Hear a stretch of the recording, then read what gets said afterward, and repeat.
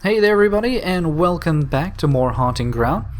Well, last time we did manage to take Daniela out of the picture, and for our efforts we did get a brand new key, which hopefully should actually allow us to finally get out of this trap-filled mansion and hopefully onto greener pastures.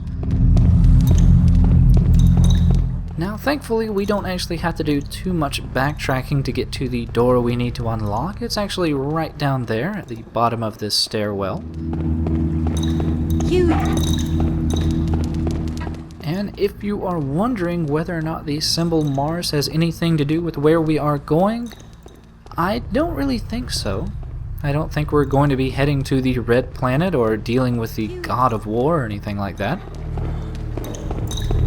But who knows, maybe something will surprise us.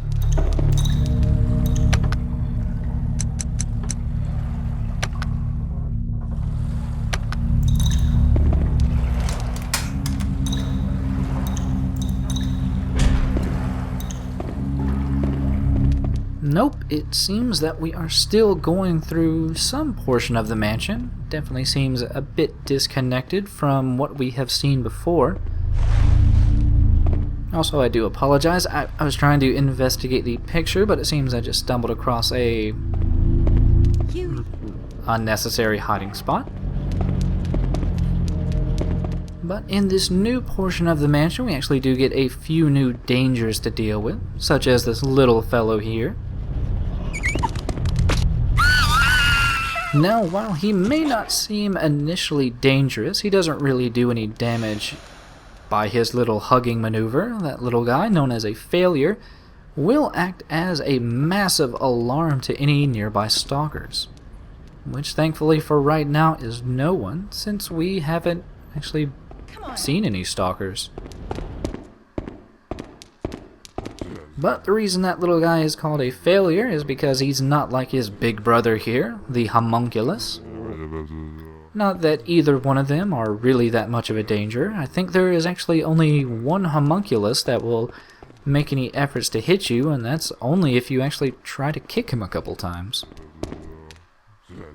No, for the most part, the homunculi just kind of stand there or do little repetitive activities to make you feel uncomfortable.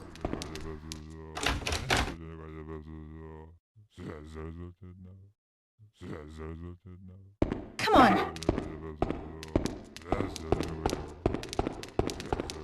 They are all just indications that the area we are in is actually something of an experimental laboratory area. We saw a little bit of inkling of that in the previous area with the medical examination room, and I think there was a large piece of machinery.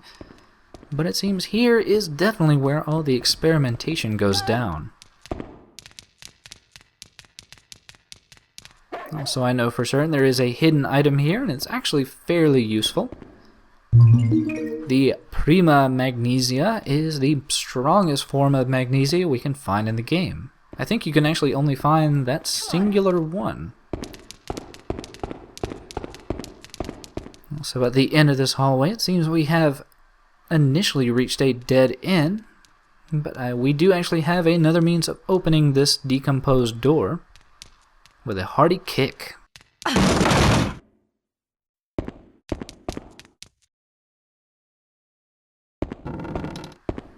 Now inside we actually find one of the first and many experimental laboratories in this area. We also see a cracked floor here. We can actually use this as a trap for later. I'll probably be showing that off in a little GIF in the thread. But we see here a semi-familiar machine. We saw this back in the previous area with Daniela, but this one has a mildly different description. Now, this is basically the only real hint we get as to the puzzle in this particular area. The decomposer here mentions something about a prima materia, and we are going to have to form that into its final form. Now, it does give us some vague indication as to what we have to do, and it does tell us that if we do manage to screw up, as most humans do, we can actually come back to this machine and, well, we can basically start over. Hopefully, though, we won't be having to do that because well, you'll see in a second, this area is not really good for backtracking. We also find a note here mentioning some foul beast of a dog running off with the prima materia that whoever was working here actually had managed to make. But he seems to not really be concerned with making this godstone from the prima materia anymore, as he has found a source of Azoth. I wonder what source of Azoth he could possibly be talking about, or what dog he could be talking about. I'm sure there's just a kennel full of dogs waiting in the wings, but you know, let's just hope it's Huey and that he's been a good boy.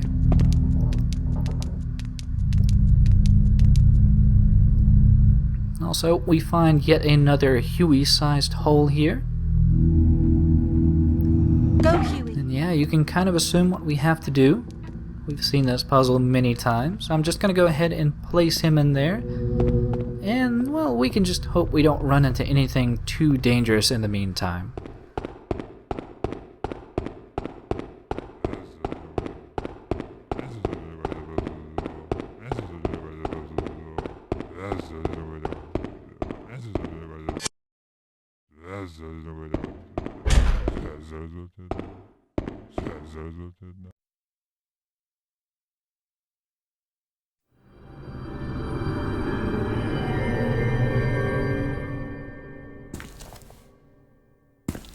Miss Fiona.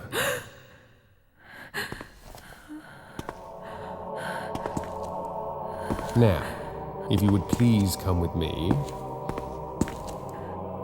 No, I don't want to. Please let me be. I want to go home. But Miss Fiona, you are home. This whole castle is all yours. So, Miss Fiona does not wish to stay at her castle.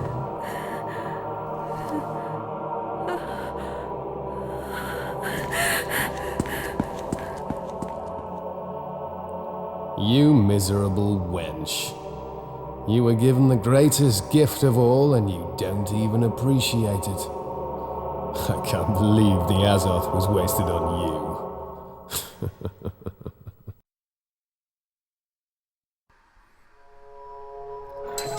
And as if you couldn't have guessed, since we really don't have any other characters left in the game, our stalker for this area is the caretaker of the mansion, Ricardo. Now, Ricardo basically has the speed of Daniela. He doesn't really have the strength of either Daniela or Debilitas, but he does have one key advantage that over the other two stalkers that we've seen, and that's his gun. Yeah, while it may not seem very imposing, his gun is an instant kill no matter how much health you have. And while he's not very accurate with it, he is still incredibly dangerous to deal with. Part of that danger is mostly in his rather erratic AI. The reason I sped up this particular little bit of hiding here is that his AI just seemed to freak out a little bit and wasn't really sure whether or not he was, well, very certain that we were not in this general vicinity. Yeah, this is actually sped up about 4 times, and needless to say, I ended up having to wait here for about 4.5 minutes. And something you'll be seeing for this particular area of the game is that it's even smaller than the mansion and runs a even smaller and tighter circle, and well, if you can believe it, it has even less places to hide. So hopefully you have been very good about keeping track of any places to hide as you continue through here, or hopefully you are very good at dodging, because the puzzle that's present in this particular area of the game is actually very difficult to get down if it's your first time through. Come on. Especially considering as of right now, we actually have no idea where this prima materia even is. Come on. But rather annoyingly, even though we have lost Ricardo after that 4.5 minute wait, For some reason, the game decided that Huey needed to be next to us, and we had to do a little bit of backtracking to that decomposed lab. Also, rather annoyingly, even though none of the homunculi are actually a danger to Huey, he will still stand there and growl at them until you call him over. But you may have noticed this during the cutscene.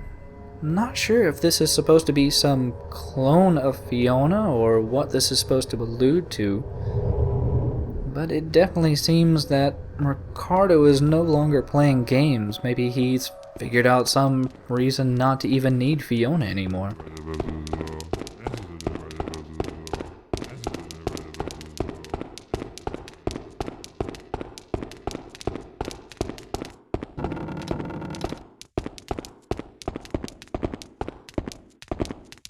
Go!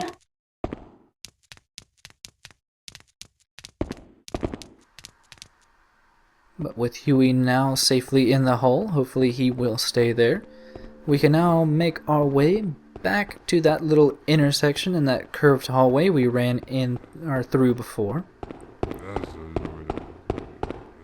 Also, you have to hope against all hopes that Ricardo doesn't decide to just randomly pop up, as it can be very tedious to have to reset Huey back in that hole or have Huey's assistance in this area. I will say it does seem like Ricardo will find you out in places a lot easier if you do use them even 2 or 3 times, so hiding in this area is really not a good idea.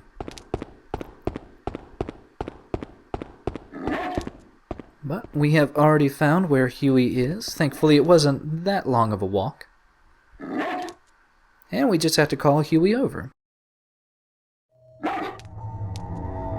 Come on! Huey! Huey!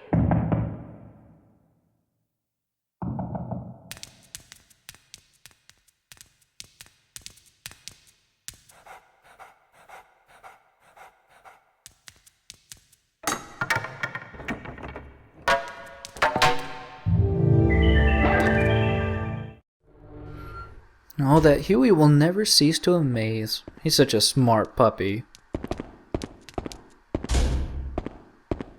Good boy. But we find ourselves in yet another alchemist laboratory here. We will be finding quite a few of these, and we are going to have to keep track of all of them. As we explore in one of the corners, we'll see yet another one of those large machines. This one yet again has another description that will fill us in on the puzzle. It mentions an impure yellow mass. We're going to have to keep that in mind as the puzzle progresses. But otherwise, we just had to keep on trucking forward.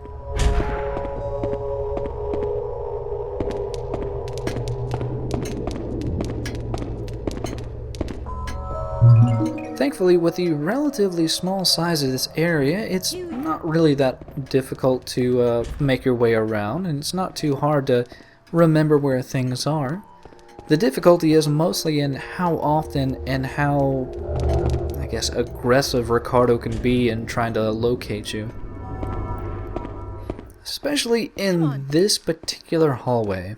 This hallway can be the fuel of nightmares if you're actively trying to evade from Ricardo. As you can probably tell from the viewpoint, it's pretty much just a straight hallway with about 5 doors. Did not mean to do that, I'm sorry, Huey.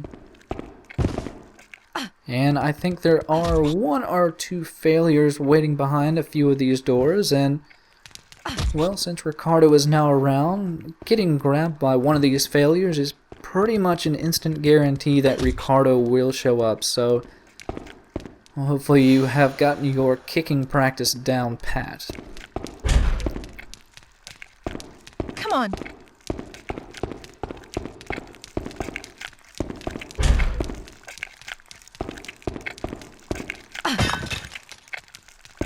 But yeah, long straight hallways are not the best place to be when you're dealing with someone with a gun.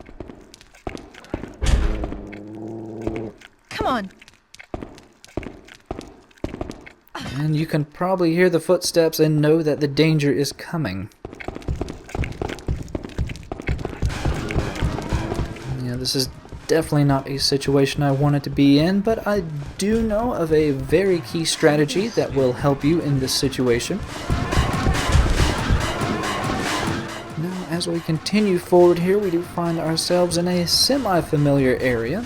It will become even more familiar as we unlock this nearby door.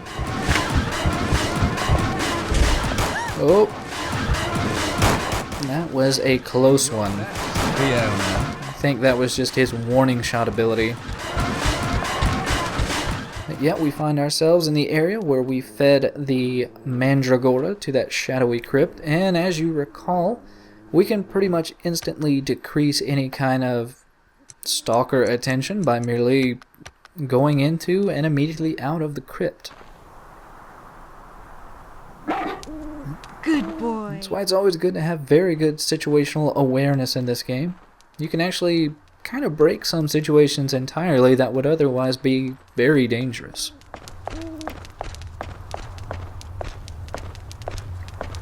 But as I was running by, the keen viewer might have noticed that shiny item there behind the graves. And yet again, it is an item only Huey will get when he decides to be helpful. Go, Huey. I think he might still be mad about that accidental kick I almost gave him.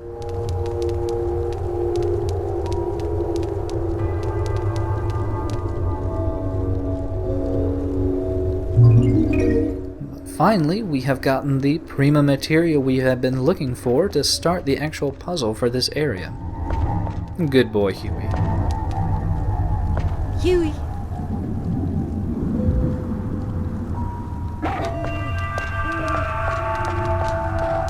And after getting this item, we can actually start the puzzle proper. And the obvious thing that starts with, the obvious thing that every puzzle in the game starts with is large amounts of backtracking. Hooray! Thankfully, you don't have to see that, so we can easily cut back to that woman in a jar room. And that's where we can use the prima materia on this easily missed little machine here.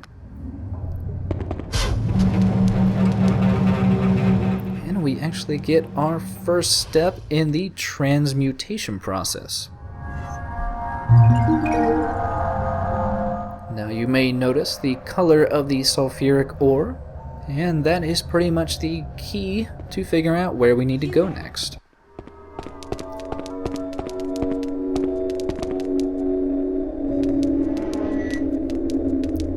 Another machine, another step in the transmutation process.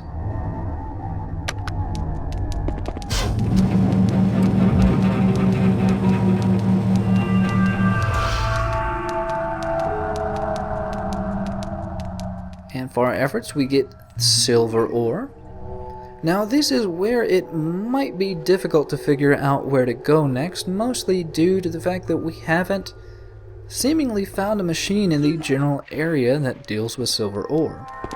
But that doesn't mean that we haven't seen a machine yet, and actually we just had to do a minor bit of backtracking back into Daniela's area. But thankfully, in that door we unlocked and under that table we hid under earlier, this is actually a little shortcut back into Daniela's area.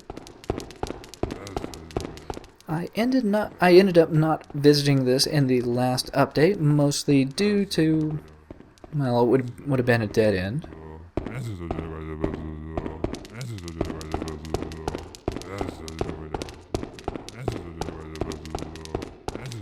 Yet you may be able to vaguely recognize where we are now. This is where it led up to that little examination room, and I think where we had to input on that water dial.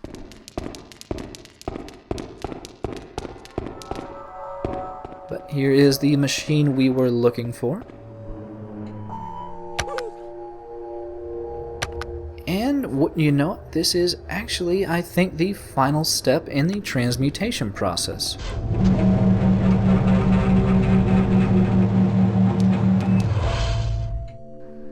Yes, this gives us the aforementioned Godstone.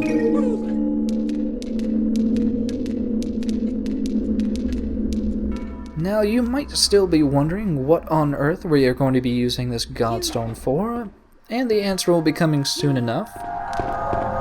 There is a door we could have accessed earlier that would have been locked, that would have given us some vague clue, but well, I thought it would have been more prudent just to go ahead and get the item and backtracking out of the way. Come on.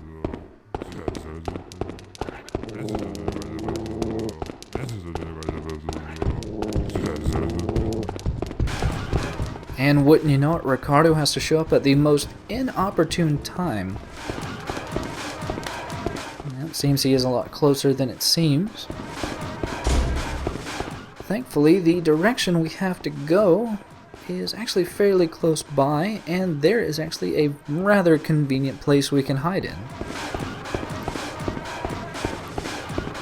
Yeah, I can't even begin to describe how annoying it might be if you've had not saved in a while and well, you were almost done with this little puzzle here, only to be cornered by Ricardo and shot once and died.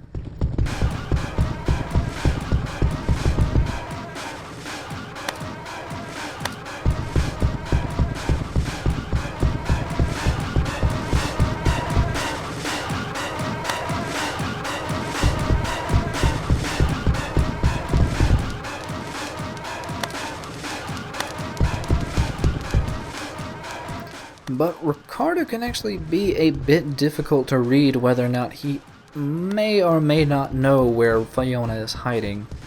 Sometimes, much like Daniela, he'll actually just play a bit of a game with you and fully know where you are. So it doesn't help that, well, it almost looked like Huey was looking directly at us and growling. But through some magic of luck or fate, we did manage to get out of that without being found.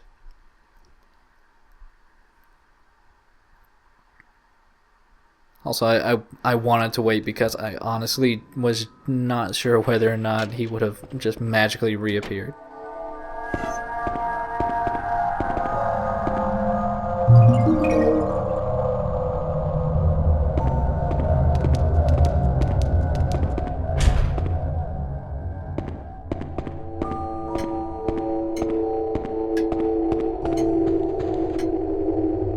Here in this room, we do find what appears to be another staff of Hermes, I think was what we saw in the chapel.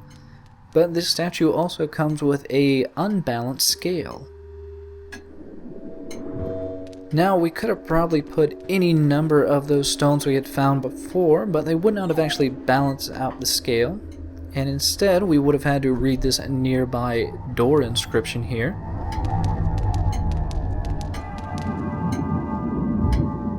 And it would have filled us in on the fact that the scales would have needed the weight of the Godstone to cause the door to open.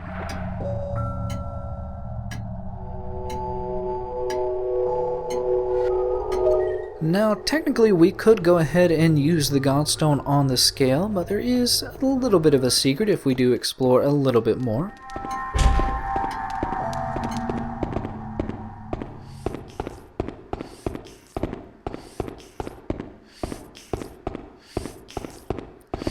Also, if we didn't explore a little bit more thoroughly, we would have missed out on this wonderful, wonderful little set piece here. I'll just leave that homunculus to his little meal.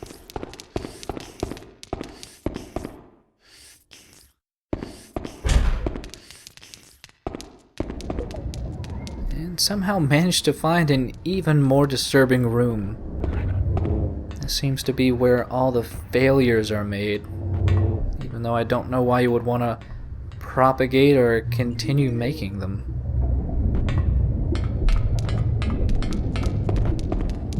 But for right now, we can ignore all of those and find the transmuter. I guess all this time we've merely been synthesizing items when instead the true alchemist yearns to transform something. And it seems that white is the color of fools, and well, red is the color of perfection. So I guess we should take the gamble here and see if we can't make something a little bit better than a white godstone.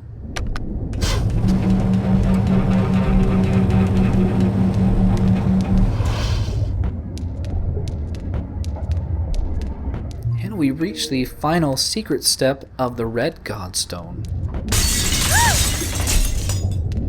But not before triggering all those nearby failures to come to life and pop out of their little chambers. Come on. But as you can quite plainly tell, even though they can follow us, they can't follow us that quickly. And we'll just go ahead and pop our red godstone onto the scale.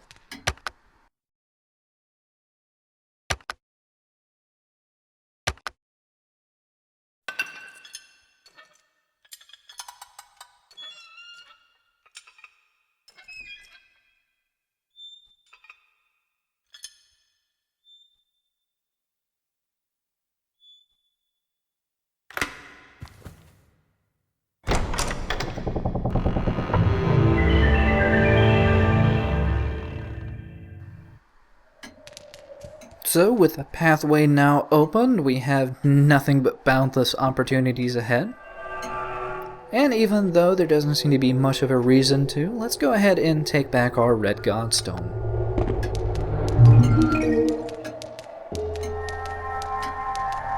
But I think this is a good place to stop, especially with a save point nearby, so hopefully you will join me next time for more Haunting Ground. See you then.